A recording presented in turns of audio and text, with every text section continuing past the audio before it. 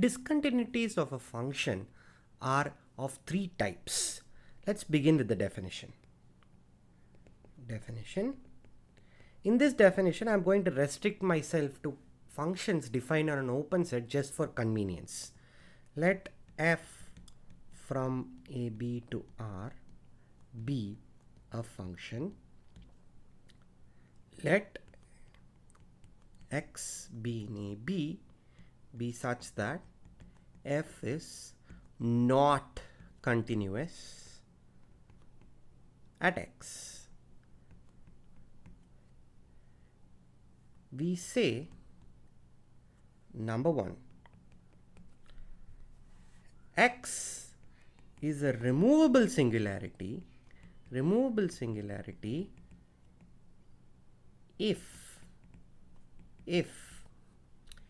limit y tending to x, f of x exists but is not equal to f of x. That means the limit values exist. Just a second, I will not call it a removable singularity, I will call it a removable discontinuity. I want to reserve the term singularity for more pathological things later in the course. So x is a removable discontinuity if limit y going to x, f of x exists but is not equal to f of x. Why is this called a removable discontinuity? Well, it's obvious why it is called a removable discontinuity. What you do is, if we define f of x, if we redefine f of x to be this limit value, limit y going to x, f of x, then obviously you end up with a continuous function. So in some sense, this function f has a fake singularity at the fake discontinuity at the point x. It's not really discontinuous at the point x. The way that function has been defined at the point x is what is making it discontinuous. So redefining that function at just that one point is going to fix the issue. So that's why this is called a removable discontinuity. Number two, x is said to be a jump discontinuity,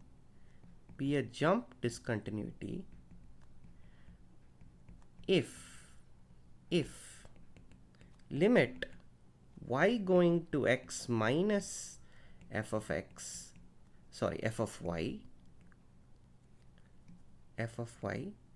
comma, limit y going to x plus f of y both exist but are not equal. Well, again, the terminology is very explanatory. When you approach from the left and when you approach from the right, both limits exist but they are not equal. So there is a jump happening at the point x. Okay, so again the terminology is very nice. 3. So two cases of mathematicians having vivid and nice terminology means that the third terminology is going to be ridiculously bad. If neither 1 or 2 is satisfied,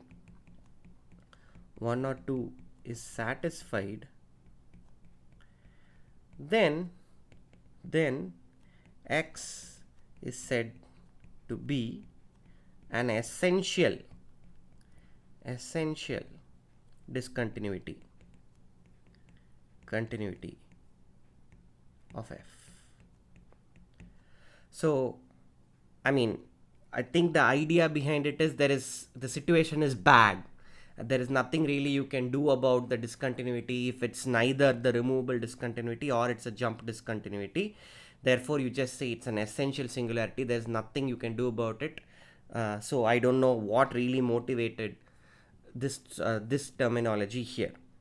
Okay, so these are the three types of discontinuities that can happen. Let's draw pictures to illustrate these rather than give actual real examples because they're rather easy to actually give. So suppose you had a function that is 0 on the negative real line, 0 on the positive real line, but for some reason it's 1. It's 1 at the point 0, then clearly this is a removable singularity. You just have to redefine f of 0 to be 0 to make that discontinuity go away. The second is a jump discontinuity. Well, that's the famous Heaviside function. You can just take, I'll just take it to be 0 on the negative real axis and 1 on the positive real axis. This point I can define it whatever I want. It's still going to be a jump discontinuity. What is essentially happening is that the left hand limit is 0, whereas the right hand limit is 1. Okay, and for the third example of an essential discontinuity, we have the very famous example, which is my greatest enemy to showcase my poor drawing skills. It's this function. Take sine 1 by x. Okay, of course I have to draw it for the negative. I'm not going to embarrass myself twice, so I'm not even drawing it on the negative x-axis. Sine 1 by x when x is not 0, and let's just say 0 when x is 0. Okay, this function certainly has a discontinuity at the point 0. Neither the left hand limit nor the right hand limit actually exist at the point 0. Therefore, this is an essential singularity. Okay, now I'm going to prove a very interesting theorem about the singularities of a monotone function. Recall, a monotone function is one that's either increasing or decreasing. I will just state it for the increasing case. It's similar for the decreasing case. Exact same proof will work with slight modifications. Suppose f from AB to R is an increasing function. That is, if you don't recall the definition, if x is less than y, f of x is less than or equal to f of y for all xy in the closed interval AB. Okay, suppose you have an increasing function. Then the discontinuities of f are all jump discontinuities. They're all jump discontinuities. Moreover, the set of discontinuities, that is, you put all the points of discontinuities into a set. The set of discontinuities is a countable set. So monotone functions are going to be continuous at almost all the points of closed interval AB. Whenever there is a discontinuity, it's going to be a jump discontinuity. Okay, so proof.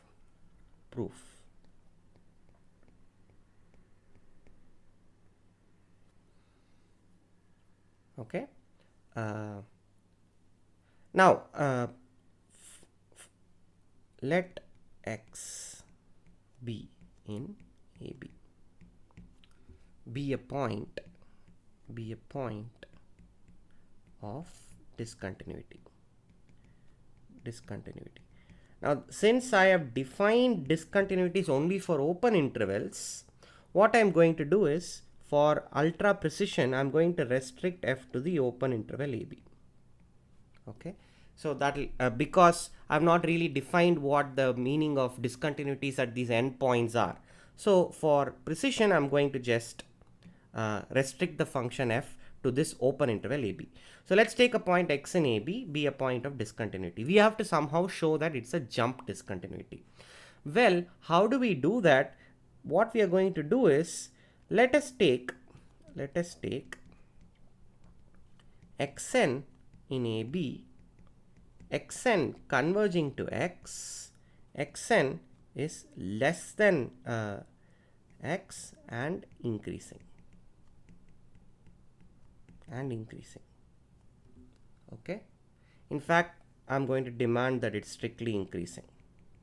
Really doesn't make a difference, but I can demand of xn whatever I want. So what I'm going to do is, so I have this function. I'm going to draw the discontinuity as a jump discontinuity because that's what it's going to be. I have this increasing function. I am focusing on this point x. What I'm doing is I'm taking a sequence xn that is converging to this point x. Okay, so this sine curve type thing I've drawn is just a doodle. It really has no place here. So I have this sequence xn which is converging to x. Okay, and xn is strictly increasing and xn's are all less than x. Okay, how does this help? Well, observe that the sequence f of xn is increasing. We can't say that it's strictly increasing because all I've assumed is that the function f is increasing. I've not assumed that the function f is strictly increasing. I've just assumed that if x is less than y, f of x is less than or equal to f of y. So observe that the sequence f of xn is increasing and it is bounded above by f of x, right? Because the function f is an increasing function, so the sequence f of xn is bounded above by f of x. This means that f of xn converges to some y. Why? This is the monotone convergence theorem. If you have an increasing sequence that is bounded above, then it is convergent. Now this y need not be equal to f of x. There is no reason on earth why this y should be equal to f of x. I'm not going to claim that at all. All I know is that f of xn converges to y. Okay. Now I claim that this will force limit x going to not x going to y. I have to use a new variable, z going to x minus f of x has got to be equal to y. This is the claim. Okay. Now I'm going to leave it to you to go back to the definition of one-sided limits and check that the argument I'm about to give is 100% proper. So what we do is the following. Take another sequence un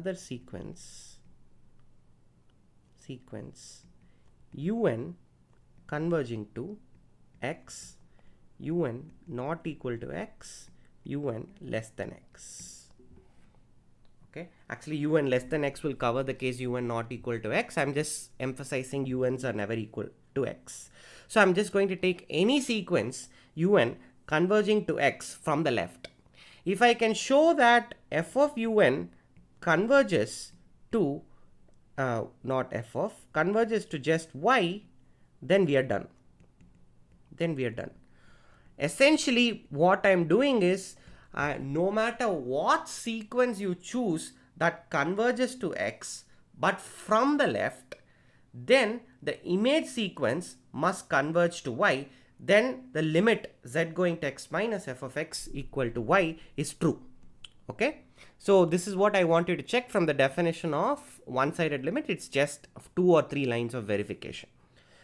Okay, why is this the case? Well, think about what is happening. We have this point x and we have this sequence xn. Okay, now because un converges to x, given any epsilon greater than 0, we can find xn such that, or rather we can find capital N such that two things happen. First of all, f of x, not f of x, modulus of y minus f of x capital N is less than epsilon. Well, we can certainly do this simply because f of xn converges to y. Okay. Second is if small n is greater than capital N, un is greater than x capital N. This requires maybe 30 seconds of thought. Well, think about what is happening. Xn is somewhere over here. What I'm claiming is if you choose n, okay, so this I really cannot do. We can find n comma m. We can find n comma m. I got a little bit too ambitious. So if small n is greater than capital M, then un is greater than x capital N. This is what I want. This is what I want. Well, why can I guarantee this? Because un converges to x. Because un converges to x, there is a suitably large capital M such that if small n is greater than capital M, then un must lie in this interval, right? So there is some finite distance. There is some finite distance between xn and x. Call that distance delta. All I'm saying is for this delta, there is a corresponding n delta, which I'm just calling capital M. Okay. So this just requires a little bit of thought. All I'm doing is since un converges to x, I can force it to be greater than x capital N for suitably large small n. That's what I have written down. Okay. Now how does this help? But we actually have more data than what I have written down.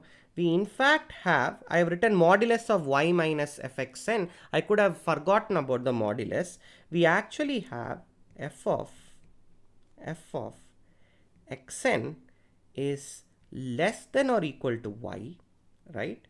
And in fact we have f of xn is less than or equal to f of un is less than or equal to y. Okay, for n greater than capital M. Okay, in other words, y minus f of un is also less than epsilon. There's no need to put the modulus because we know that f of un is less than or equal to y. Okay, which shows un converges, not un, f of un converges to y. Okay, so the claim is proved.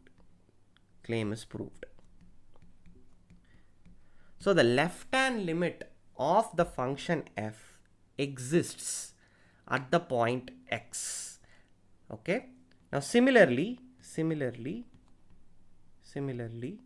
right-hand limit exists at the point x. Okay. Now I'm going to end this proof by giving you a very easy exercise. Show that x cannot be a removable singularity. Cannot be a removable discontinuity. I keep using the word singularity. That's because I'm a complex analyst. So if you learn complex analysis, you will understand why I keep saying removable singularity. I apologize in advance.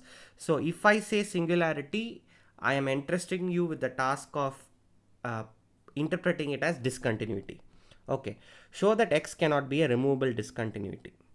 That will complete the proof. That means left-hand limit exists, right-hand limit exists,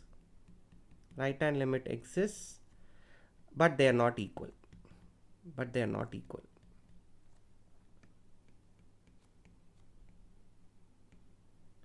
Okay. So since the right hand limit and the left hand limit exists, if the right in fact let me just rephrase this exercise in a slightly more palatable form. Show that it cannot happen that right hand limit is equal to left hand limit. Okay, this is a better way of phrasing this exercise. Show that it cannot happen that the right hand limit is equal to the left hand limit. Hint, x is a discontinuity. Remember that x is a discontinuity. So I'm just phrasing the exercise in a slightly different form, which is, I think, more clear. So left hand limit exists, right hand limit exists, and I'm leaving you to show that left hand limit cannot be equal to the right hand limit. Okay. Now, this concludes the proof. In fact, this concludes the proof. At least the proof of the first part, that all the singularities are jump discontinuities. All the discontinuities are jump discontinuities. So now the second part is this fact that the set D of discontinuities is countable.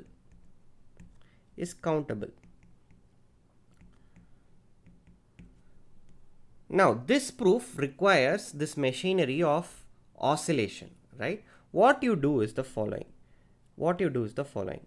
Look at dk defined to be x in AB such that oscillation at x of f is greater than or equal to 1 by k. Okay. At a point of discontinuity, by an exercise that I have given, I must add an easy exercise that I have given, you can show that the oscillation will have to be non-zero. Okay, and in fact it has to be a positive quantity just by the way the oscillation is defined. So look at those points where the oscillation is at least 1 by k. Then union over dk is going to be equal to d. Okay, union over dk is going to be d.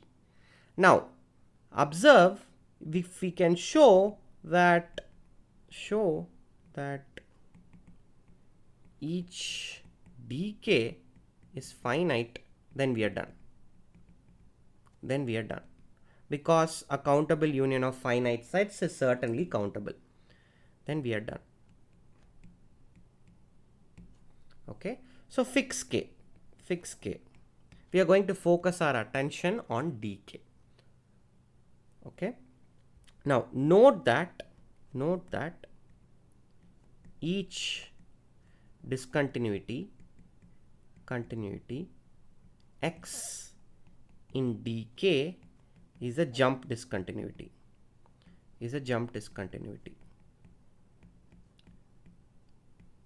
Fine. Moreover, limit x going to c minus of f of not x going to c minus y going to x minus f of y, limit y going to x plus f of y minus this has got to be greater than or equal to 1 by k. Right? This is because, check this, check. I will just write this is because the oscillation at the point x is at least 1 over k. Because the function is having an oscillation at least 1 by k at the point x, it has to be the case that the right hand limit minus the left hand limit must also be at least 1 by k. One of the crucial things to understand why this must be the case is to also observe that, let's see, where is the graph? F of x has to be somewhere in between these two, in between this jump. Okay, the value of f of x has to be in between this jump because the function is an increasing function. It cannot be here, it cannot be here. So essentially f of x is going to be sandwiched between the jump, and this jump has to be at least 1 by k because the oscillation at that point is 1 by k, and f of x is not going to contribute that much oscillation. Okay. Now choose a number, let's say capital N, so large that capital N by k is strictly greater than f of b minus f of a. This is always possible because f of b minus f of a is going to be a finite quantity. If dk has more than capital N points, that means there are at least n places where the jump is at least 1 by k, then it is trivial to check. That f of b is going to be greater than or equal to f of a plus, in fact not greater than or equal to, in fact strictly greater than, it's going to be strictly greater than f of a plus n by k. So what is essentially happening is you start at f of a, each time you encounter a jump, you're going to increase the value by at least 1 by k, and this is, since this is a monotone function, it's an increasing function, you're going to preserve at that level at least, and you're going to jump again at 1 by k when you encounter the next discontinuity, and this is going to happen at least capital N times. So f of b has to be greater than f of a by n by plus n by k, a contradiction, right? So because at each jump there's a jump of 1 by k happening, there cannot be too many jumps. So dk is a finite set.